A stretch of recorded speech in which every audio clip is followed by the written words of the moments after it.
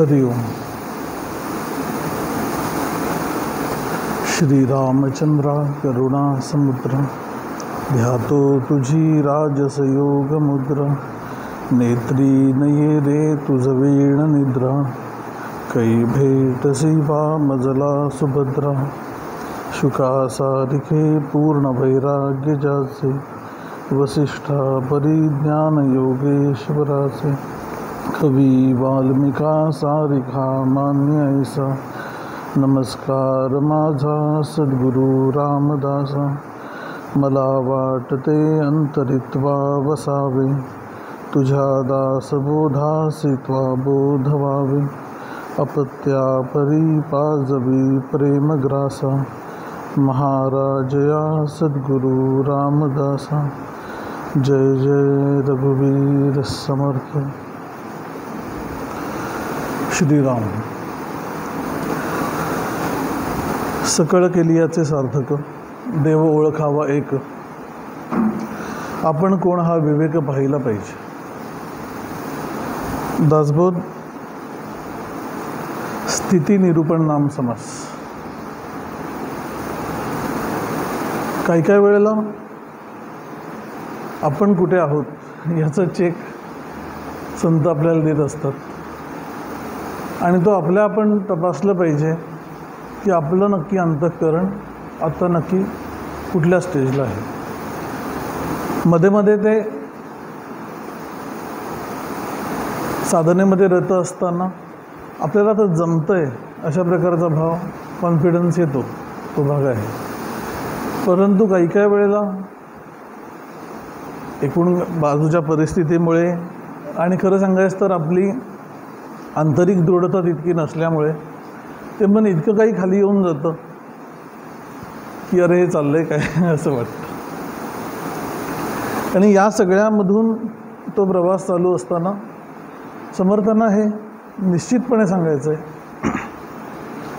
की तुम्ही कुठल्याही बाह्य परिस्थितीमध्ये असा, समाजामध्ये तुमचा काहीही मान्यता असो, सगळ्यात प्राधान्य कशाला आहे तर अंतरस्थितीला आहे। म्हणून तुम्ही कुठे आहात त्याला फारसं महत्त्व नसून तुम्ही अंतःकरणाने कुठे आहात याला सगळ्यात जास्त महत्त्व। आणि त्याला बाह्य लोक म्हणजे इतर लोक देणारी मान्यता, करणारे कौतुक या सगळ्याला शून्य महत्त्व आहे याला। आणि हे आपल्याला कितीही पटत असलं तरी त्या कौतुकाचा सोस अंतःकरणाला असतो की त्यांना कळलंय बरं का असं आपल्याला नसेल वाटलं तरी कोणीतरी म्हटल्यानंतर आपल्यालाही वाटलं लागतं हो कदाचित कळलेलं असावं, त्याशिवाय लोक ॲप्रिशिएट कशाला करतील आणि या सगळ्याला कौतुक करून घेणे, मान्यता प्राप्त करून घेणे ह्या गोष्टींना अजिबात महत्त्व नाही आहे हे समर्थांना सांगायचं। मग त्यांनी या समासाची सुरुवातच करताना की दोन गोष्टी एकाच ठिकाणी आहेत, एकाच उंचीच्या पातळीवर आहेत, परंतु त्यांची आंतरिक स्थिती तितकी जर का सारखी नसेल तर ज्याची आंतरिक स्थिती उन्नत आहे त्यालाच महत्त्व आहे। मग त्यांनी त्याला उदाहरण दिलं आहे की देवळामध्ये जगन्नायक एक मंदिर आहे, मंदिरामध्ये श्रीरामाची प्रतिमा आहे, मूर्ती आहे, त्याच्यामध्ये ते आहे आणि देवळावरी बैसला काक, तर देवळाच्या कळसावर एक कावळा जाऊन बसला। आता खरं तर कावळा उंचीच्या स्थितीवर जाऊन बसला, पोझिशन बरं, परी तो देवाहूनही अधिक म्हणू नये की हा कॉमन सेन्स आहे की देवळामधल्या देवापेक्षा तो कावळा आता उंचावर जाऊन बसला असं आपण म्हणत नाही, तेवढंच देवच महत्त्व आहे देवळामध्ये।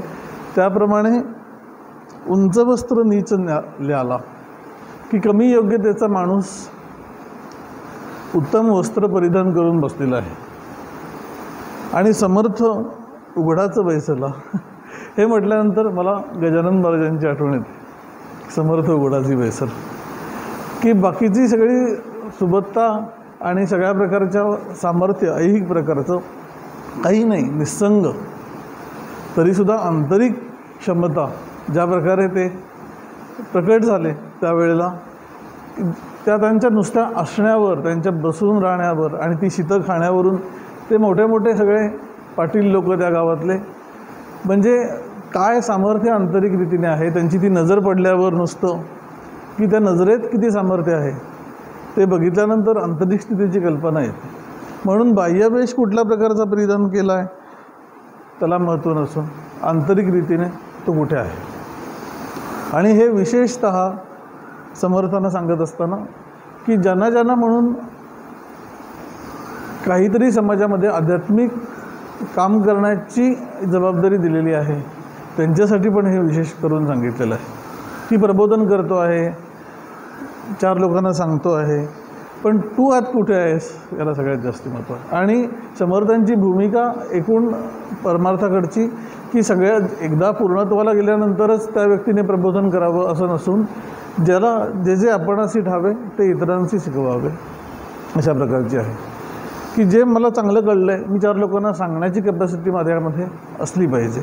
पण ते सांगत असताना आता मी गुरुच झालेलो आहे आणि आता मला हे कळलेलंच आहे अशा प्रकारचा भाव ती व्यक्ती जर का धरेल तर अजून बरंच व्हायचं आहे. हे समर्थांसारख्या व्यक्तीकडे बघितलं, स्वामी विवेकानंदांसारख्याकडे बघितलं, कुठेच नाही आपण हे लगेच लक्ष देतो. ज्ञानेश्वर महाराज म्हणून बाह्याकार केला अधिक परी तो अवघाची लौकिक, सगळ्या प्रकारे बाहेर शो ऑफ म्हणतात तसं केला.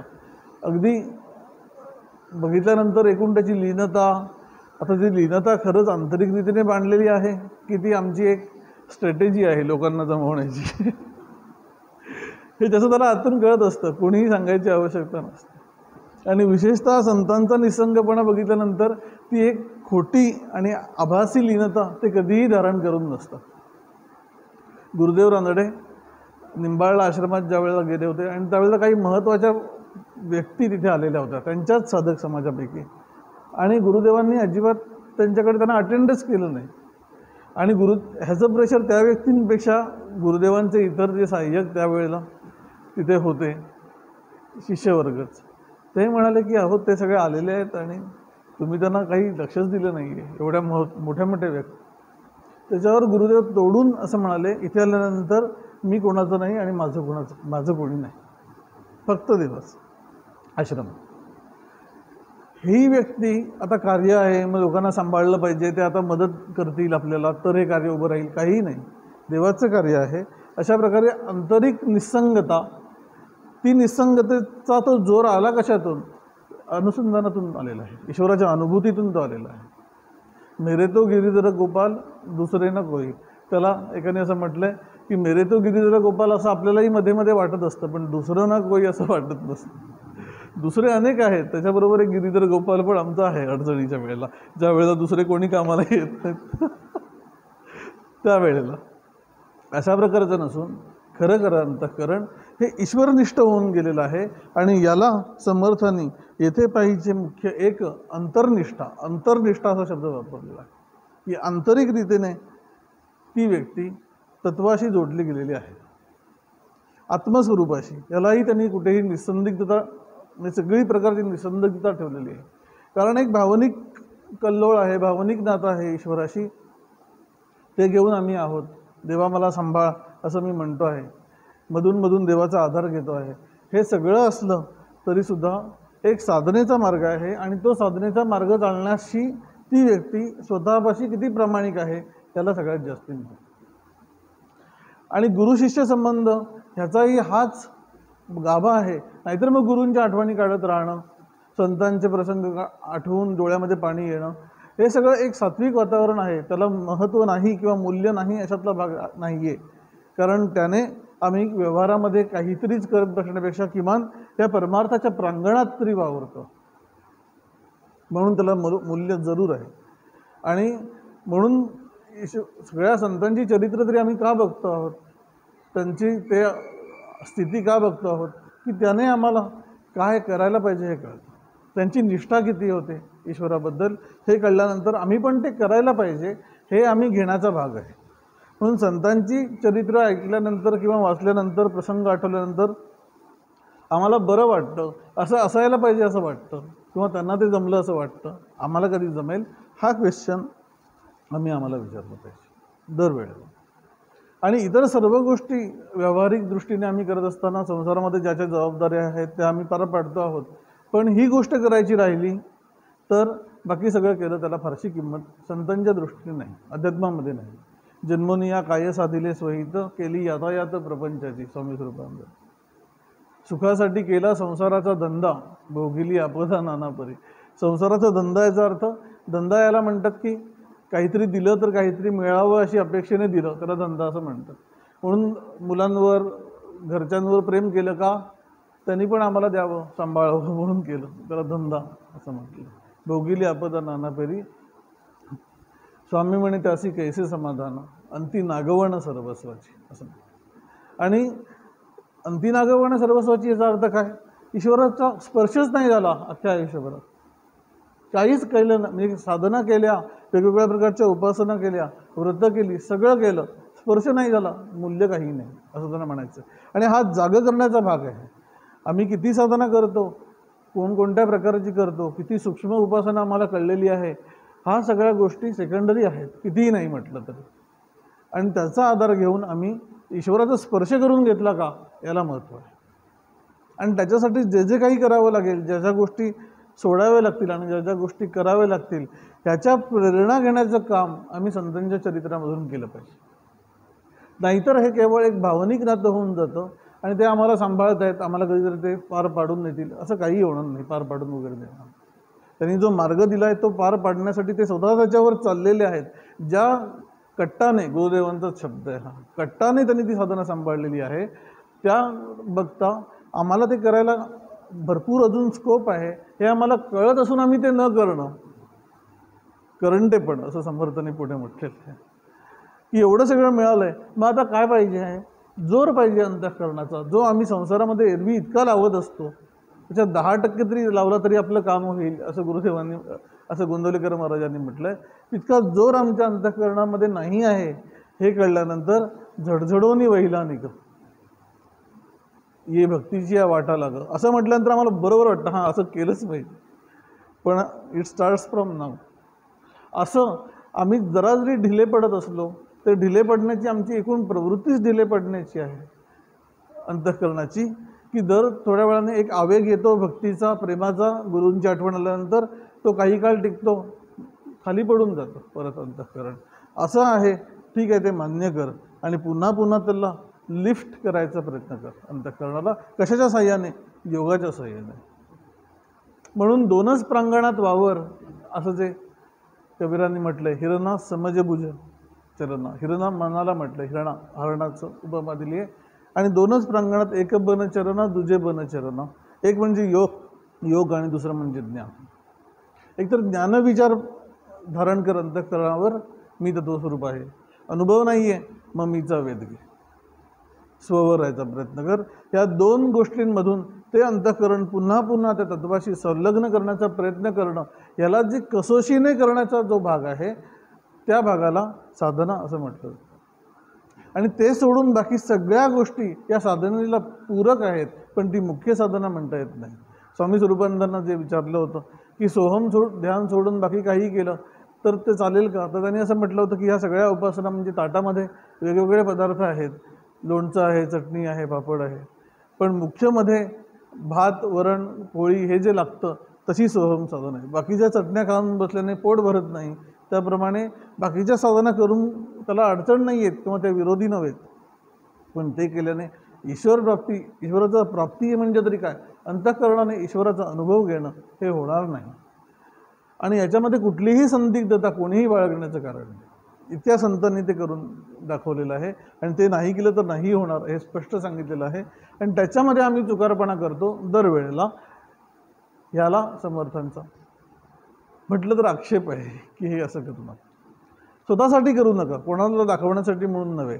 आणि बाकी हे सोडून तुम्ही कितीही बाह्य चकाचक करायचा प्रयत्न केला तरी ते होणार नाही. आणि याच्यासाठी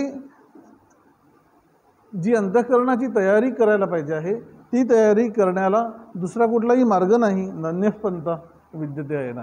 गुरुदेवांची आज का स्मरण होते, पुन्हा पुन्हा ठरवून नाही म्हणत आहे, पण निंबाळला ते ज्या वेळेला त्यांच्या, निंबाळलाही नाही, त्यांचे परात्पर गुरु त्यांच्या इथे गेलेले असताना गुरुलिंग जंगम महाराज, निंबर्गी महाराज, तिथे त्या भीमरायाच्या देवळामध्ये गेलेले असताना त्याला एक तळघर होतं आणि त्या तळघरातून वर जायचा एक छोटा जिना होता, अरुंद. तर त्याच्यातून ते जात असताना एकच मार्ग आहे वर जायला. तर त्यांनी असं म्हटलं तर गुरुदेवांनी की महाराज पण याच मार्गाने गेले, आम्ही पण याच मार्गाने वर जाणार. नान्यः पंथा विद्यते अयनाय, हा एकच मार्ग आहे स्वरूपानुसंधान, आणि बाकी सर्व गोष्टी या त्याला पूरक आहेत. असं समजून आल्यानंतर अंतःकरणाची एकूण ठेवण, ज्या प्रकारची गोष्ट अंतःकरण स्वतःवर धारण करेल त्या प्रकारे ते होत जात. रामकृष्ण असं म्हणत असत की ज्या प्रकारचा पेहराव आपण करू त्या प्रकारचं आपोआपच वागणं पण होत जातं. एखाद्याने त्या काळात म्हणजे एखाद्याने सूट बूट घातले की आपोआपच तोंडामध्ये 2-4 इंग्लिश शब्द यायला लागतात आणि चालणं पण एकदम बदलून साहेबी होऊन जातं. त्या प्रकारे जेणे जे असं भजावे तेणे त्या लोकासी जावे, असं समर्थाने म्हटलं की ज्या भजावे याचा अर्थ काय, अंतःकरणाने ओढ घेणं, आवड घेणं. ज्या प्रकारची आवड अंतःकरण घेईल त्या प्रकारचा तो होऊन जाईल व्यक्ती. मग तेणे त्या लोकाशी जावे याचा अर्थ काही वेळेला असा घेतला जातो की अमुक एक देवतेला मी भजलं तर त्या देवतेच्या लोकामध्ये मी जाईन. म्हणजे विष्णूचं भजन केलं तर विष्णू लोकात जाईन, शिवाचं भजन केलं तर शिव लोकात जाईन. या मानवी गोष्टी आपण थोड्याशा बाजूला ठेवू. विष्णू लोक म्हणजे तरी काय, विष्णू सतत आजूबाजूला आहे, त्याचं सान्निध्य अंतःकरणाला आहे. अशा प्रकारे आम्ही याच जगात वावरणं म्हणजेच विष्णू लोक. चतुर्विधा मुक्ती जी संकल्पना आहे त्याच्यामध्ये सलोकता, समीपता, स्वरूपता, सायुज्यता, त्यातल्या ज्या पहिल्या 3 आहेत सलोकता, समीपता आणि स्वरूपता. सलोकता म्हणजे असं म्हटलं जातं की त्या देवतेच्या लोकामध्ये जाणं. समीपता म्हणजे त्या देवतेच्या सन्निध जाणं. स्वरूपता म्हणजे त्याचे गुण अंतःकरणाने घेणं त्या देवतेचे. सायुज्यता म्हणजे तदाकार होऊन जाणं. यातल्या पहिल्या 3 मुक्तींना चळण आहे असं समर्थाने आधी म्हटलेलं आहे की या मुक्ती कारण अंतःकरणाच्या पातळीवरच्या आहेत. अंतःकरणाची भावना त्या इष्टदेवतेशी इतकी संलग्न होऊन गेली आहे. गुरुदेवांनी जे म्हटलं आहे, I am the citizen of God's kingdom, त्याप्रमाणे आम्ही कोण आहोत, देवाच्या राज्यामध्ये आम्ही रहिवासी आहोत असं अंतःकरणाने खरं खरं वाटणं, आणि म्हणून इतर व्यवहारापासून अंतःकरण मुक्त राहणं सलोकता. पण देवाच्या राज्यामध्ये राहत असलो तरी त्या राजाशी आमची विशेष ओळख असणं, राजवाड्यामध्ये प्रवेश असणं, याला पण एक स्पेशल क्वालिफिकेशन लागतं. ते आता प्राप्त झालेलं आहे. सान्निध्य प्राप्त होत होत समीपता. म्हणून त्या लोकात कुठल्या तरी आम्ही मृत्यू झाल्यानंतर जाणार आहोत आणि मग आम्ही तिथेच काही काळ वास असणार आहोत असं नसून आम्ही आत्ताच मनाने त्या लोकांमध्ये वावरतो. स्वरूपता म्हणजे दैवी गुण अंतःकरणात येणं, देवासारखं होणं. आणि सायुज्यता याचा अर्थ ह्या 3 गोष्टी ह्या आंतरिक पातळीवरच आहेत, पण आता मन हे तत्वामध्ये विलीन होऊन गेलेलं आहे. स्वतःचं असं वेगळं अस्तित्व राहिलेलं नाही, ईश्वर स्वरूपच होऊन गेलं आहे सायुज्यता. म्हणून ही सायुज्यता प्राप्त नाही झाली तर बाकी सगळ्या गोष्टी अंतःकरणावर जितका काळ आहे तितका काळ ती व्यक्ती समाधानात राहते. आणि जर का काही अंतःकरणाला बाह्य परिस्थितीमुळे धक्का लागला ते खाली होऊन जातं त्या मुक्तीपासून. चळण आहे असं त्याला म्हणतात. म्हणून प्राप्त करायचं काय आहे, निर्गुणी होय अनन्यता, त्यालाच सायुज्यता. निर्गुणी अनन्य असणे याला सायुज्यता म्हटलेलं आहे. आणि या समासामध्ये पण समर्थांनी ज्या अंतःकरणाच्या ओढी आम्हाला त्याप्रमाणे करून टाकतात, जेणे जे असं भजावे तेणे त्या लोकासी जावे, असं जर असेल तर निर्गुणी भजता व्हावे निर्गुणाचीच पाहिजे. निर्गुणाचं भजन केलं तर निर्गुण होणार. आता निर्गुणाचं भजन कसं करणार, सगुणाचं भजन करता येणार काय. श्रीरामाची प्रतिमा आहे किंवा कुठल्याही देवतेची प्रतिमा आहे. आता भजन करायला सोपं आहे, एक देव आहे, एक मी आहे, भजन करण्याची सामुग्री आहे, अंतःकरणात प्रेमभाव आहे, हे सगळं आहे. पण आता हे सगळं बाजूला गेलं, निर्गुण तत्व असं म्हटल्यानंतर त्याचं भजन कसं करणार, निर्गुणाचे कैसे भजन कसं करणार, निर्गुणी व्हावे अनन्य. निर्गुण तत्व हे स्वतःमध्ये अनुभवणं, आपणच तत्वस्वरूप आहोत हे अनुभवणं म्हणजे निर्गुणाचं भजन आहे. आणि त्याच्यासाठी म्हणून एक शास्त्र कळलेलं आहे आम्हाला स्वरूपानुसंधानाचं. पण ते शास्त्र कळलं असलं तरीसुद्धा, ते तंत्र माहीत असलं तरी त्याचा जो अंतःकरण त्याच्यामध्ये पुन्हा पुन्हा लीन होण्यासाठी जे आंतरिक गोडी त्याला लागायला पाहिजे, ह्याच्यासाठी म्हणून प्रेमाने ते भजन करायला पाहिजे. स्वामी स्वरूपानंदांनी ते सुद्धा सोहम ध्यानाला सोहम भजन असं म्हणत असत. याचं कारण त्या उपासनेमध्ये आमच्या आंतरिक प्रेम असणं, देवाबद्दल प्रेम असणं हा एक वेगळा भाग आहे. उपासनेमध्ये प्रेम असणं एक वेगळी गोष्ट आहे. आणि आम्हाला जनरली देवाबद्दल काहीतरी वाटत असतं, पण ध्यान करू नये असं वाटत असतं. त्याचा उपयोग नाही असं त्यांना सांगतो. ध्यान नाही केलं तर मला चालत नाही, अशा प्रकारे अंतःकरणाने उपासनेमध्ये ओढ घेणं. निष्ठा ही उपासनेशी असणं. गुरूंची निष्ठा असते, गुरूंना एकदम आम्ही शिष्य म्हणून निष्ठा आहे म्हणजे काय आहे, त्यांनी सांगितलेली कामं करणं हा भाग वेगळा, पण त्यांनी सांगितलेलं उपासना करणं मनापासून ही गुरूंबद्दलची निष्ठा. म्हणून उपासनेबद्दलची निष्ठा हीच देवाबद्दलची निष्ठा, हीच गुरूंबद्दलची निष्ठा. असं ज्यावेळेला अंतःकरणाने घेतलेलं आहे त्यावेळेला अनन्य होता होईचे धन्य निश्चय असे. धन्य होण्याचा हा एकमेव मार्ग आहे की तत्वस्वरूप होऊन जाणं. आणि त्याच्यासाठी म्हणून अंतःकरण हे सतत तयार करत राहणं. अंतःकरणाचा स्वाभाविक गुण हा बाहेर इंद्रियांच्या मार्फत संसाराशी संबंधित होत राहणं हाच आहे. असं असलं तरी मला हे कळतं आहे की माझं हितकर काय आहे, म्हणून त्याला थोडासा जोर करून पुन्हा पुन्हा स्वरूपाशी आणणं. केवळ ध्यानाच्या वेळी नव्हे, इतर वेळेला पण. नाहीतर आमचा हा टिकमार्कचं उपासना असं जे डॉक्टर श्रीकृष्ण देशमुख म्हणत असत की टिकमार्कचं उपासना म्हणजे काय, संडे टू संडे मेडिटेशन. तर ते तसं ठीक आहे, ते तरी काहीच नाही करण्यापेक्षा, पण त्याने सार्थक होणार नाही. ध्यानाला बसल्यानंतर आम्ही वृत्ती आवरण्याचा प्रयत्न करणं हा एक भाग आहे, पण इतर वेळेला पण वृत्ती या एका ठराविक एरियामध्येच कन्फाईन करणं महत्त्वाची गोष्ट आहे. उपासनेशी रिलेटेड, स्वाध्यायाशी रिलेटेड, मंत्राशी रिलेटेड, स्वशी रिलेटेड. याच्या पलीकडे ते जाऊ न देणं फारसं. असं जी व्यक्ती करेल तर त्याला तो अनुभव हळूहळू अंगीभूत होत जाईल. आणि या सगळ्या गोष्टी या केवळ एक काल्पनिक आणि मान्य केलेल्या श्रद्धेच्या गोष्टी न राहता अनुभवाच्या गोष्टी होतात. म्हणून एक भाग आहे की कळलेली उपासना आणि दुसरा भाग आहे त्या उपासनेच्या माध्यमातून येणारा स्वतःचा अनुभव. अनुभव म्हणजे तरी काय, मग वेगवेगळे रंग दिसणे, प्रकाश दिसणे, या सगळ्याला अनुभव म्हणून मुख्य शास्त्रीय ग्रंथामध्ये मान्यता नाही. एखाद्या व्यक्तीला ते येत असतील चांगली गोष्ट आहे, त्याच्या प्रकृतीनुसार त्या येत आहेत. नाही आले याचा अर्थ प्रगती झाली नाही असं समजण्याचं कारण नाही. गुरुदेव गोंदवलेकर महाराज जे म्हणत असत की आपला जो मार्ग आहे, दोन प्रकारचे मार्ग आहेत. एक तर रस्त्याने जाऊ शकतो एका ठिकाणाहून दुसऱ्या ठिकाणी, आणि दुसरं म्हणजे समुद्रमार्गे पण जाऊ शकतो.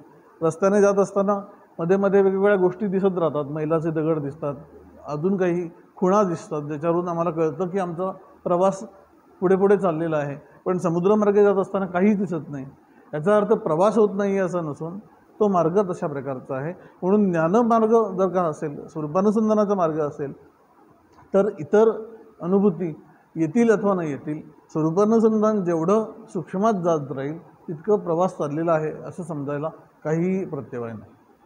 आणि तोच मुख्य भाग आहे हे सगळ्या संतांना सांगायचं आहे. म्हणून दासबोधामध्ये किंवा गीतेमध्ये या इतर अनुभूतींचं वर्णनच केलेलं नाही. याचं कारण त्याला महत्त्वच दिलेलं नाही. योगानुभूतींना ज्ञानाच्या प्रांतामध्ये किती अंतःकरण स्थिर राहू शकतं, ते पण वैचारिक ज्ञान नव्हे, अनुभूतीजन्य ज्ञान. स्वतःचं असणं हे व्यक्तिमत्व बाजूला काढून किती काळ बघता येतं आहे आम्हाला ध्यानामध्ये. क्वचित एखादा क्षणभर येतं, येऊ देत, पण तो क्षणच महत्त्वाचा भाग आहे, तो आम्हाला पुढे चालवेल. आणि ह्या मार्गाने जायचं हे आम्हाला आतमध्ये निश्चित असेल. आत्मबोध प्रशस्ती हे तये देशाची ख्याती असं म्हटलेलं आहे ज्ञानेश्वर महाराजांनी, की दुसऱ्या कोणी सर्टिफाय करायची गोष्ट नाही. मला कळतं की माझं काय चाललं आणि त्यालाच महत्त्व आहे. आणि त्यानेच या मार्गावर चालल्यानेच सार्थक होणार आहे. बाकी सगळ्या गोष्टी सार्थक कशाने होतील, सकळ केली आहे ते सार्थक देव ओळखावं आहे. देवाची ओळख झाली आमची, दर्शन स्पर्शन संभाषण असं म्हटलेलं आहे. रामकृष्ण असं म्हणत असत की काही लोकांनी दूध पाहिलं आहे, काही लोकांनी ते चाखलं आहे, आणि एखादा ते पिऊन धष्टपुष्ट झालेला आहे संत. म्हणून आमचं टार्गेट जे आहे ते दुधाबद्दलचं वर्णन वाचत बसणं हे आहे, आणि त्याच्यात समाधान मानणं की पिऊन धष्टपुष्ट होणं हे आहे, हे बघायला पाहिजे.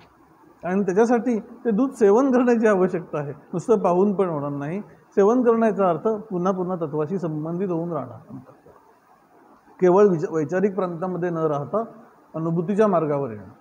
आणि याच्यासाठी म्हणून जो काही अंतःकरणाला उपाय करायला लागत असेल, कारण प्रत्येकाची प्रकृती ही अगदी दुसऱ्यासारखी नसते. शास्त्रामध्ये एक ढोबळ मार्ग सांगितलेला आहे. प्रत्येकाला त्याच्या प्रकृतीनुसार, परिस्थितीनुसार वेगवेगळी चॅलेंजेस येत असतात.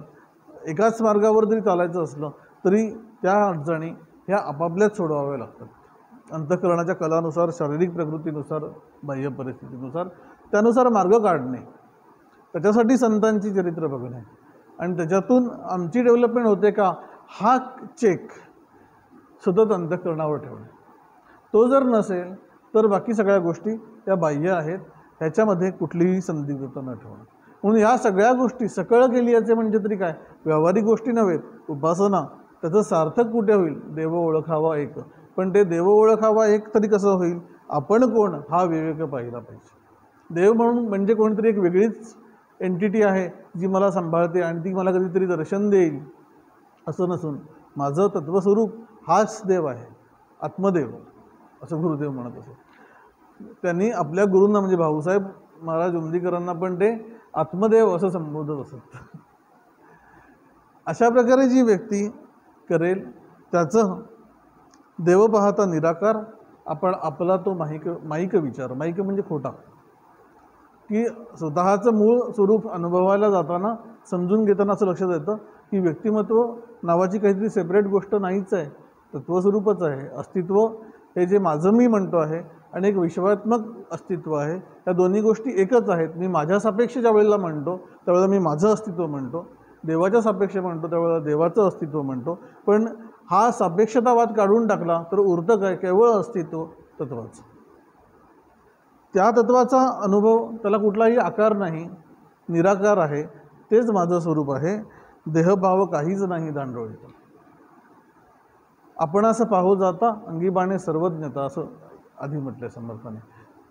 आपल्याला स्वतःला पाहिलं जाणं. सर्वज्ञता म्हणजे काय, सर्वात्मक ईश्वराचं ज्ञान होईल. बाकी सगळ्या सर्वज्ञ म्हणजे सगळ्यांचं सगळं कळेल अशा प्रकारच्या समजुती अंतःकरणावर न ठेवणं. सर्वज्ञ असणाऱ्या ईश्वराचं ज्ञान होईल. आणि असं केल्यानंतर साधने जे काही साधावे ते तो आपणची स्वभावे. आता साधकाच्या नावे शून्याकार, की जे काही साधायचं होतं ते स्वतःमध्येच साधलेलं आहे. आपणच तत्वस्वरूप आहोत हे अनुभवलेलं आहे. आता काही प्राप्त करायचं आहे असं भाग राहिलेलं नाही. म्हणून तो साधक भाव जो होता तो आतमध्ये स्वतःपुरती शून्याकार झालेला आहे. पण म्हणून बाह्य वावरत असताना समाजामध्ये आता माझं झालेलंच आहे, आता मला साधना करण्याची जरुरी नाही, अशा प्रकारे वावरू नये हेही समर्थांनी सिद्धलक्षणामध्ये सांगितलं आहे. बाह्य साधकाचे परी आणि स्वरूपाकार अंतरी हे सिद्धलक्षणे चतुरी जाणीचे आहे. सिद्ध व्यक्ती बाहेर वावरत असताना साधकापेक्षा कसोशीने ध्यान सांभाळताना दिसते, उपासना सांभाळताना दिसते. आतमध्ये तिला माहिती असतं मी तत्वस्वरूप आहे. मग का साधनं लागले देहाच्या माथा. साधन हे देहाला सवय लागलेली आहे, आवड आहे, म्हणून साधना चालली आहे. आतमध्ये त्याला माहिती आहे की आता काही साध्य करायचं राहिलेलं नाही. अशा प्रकारची स्थिती झाल्यानंतर आता ती व्यक्ती अनुसंधानाच्या जिन्यानेच चढत चढत इथपर्यंत आलेली आहे. पण आता ती आंतरिक स्थिती मात्र इतकी मॅच्युअर आहे की आता करण्याची काही भाग नाही आहे, असण्याचा भाग आहे, आवड म्हणून सगळं चाललेलं आहे. आणि त्याच्यानंतर ती स्थिती साधकांना कल्पनाच करण्याची भाग आहे की हे कसं असेल. पण त्यांनी असं म्हटलं आहे की एक कुल्हाळ म्हणजे कुंभार म्हणजे थोडक्यात एक सामान्य परिस्थितीमधला माणूस कष्ट करत करत करत तो श्रीमंत झाला, राजा झाला. आता तो ज्याप्रमाणे एकदा राजा झाल्यानंतर पुन्हा कुंभार काय काय करतो त्याच्या विवंचनेमध्ये पडत नाही, तसंच ती सिद्ध व्यक्ती आता आपण पूर्वी काय काय काय करत बसलो याच्या विवंचनेमध्ये नसतं. तिच्यापुरती तिला काही करायची गरज नसते. आणि ही स्थिती प्राप्त करून घ्यायला पाहिजे याच्यासाठी म्हणून प्रेरणा देणारा हा समास आहे. साध्ये साधावे करावे साधनासी, ध्येय धरावे ध्यानासी, उन्मने आवरावे मनासी. कोण्या प्रकारे आता मन उन्मन झालेलं आहे, आता मनाला आवरण्याचा भागच राहिलेला नाही. कारण आवरण कशा असतात, कोणासाठी, तत्वस्वरूपच आहे. पण ही निसंदिग्धता जोपर्यंत प्राप्त होत नाही तोपर्यंत साधनेचा मार्ग हा अधिकाधिक कसोशीने चालला पाहिजे हे समर्थानं सांगितलं.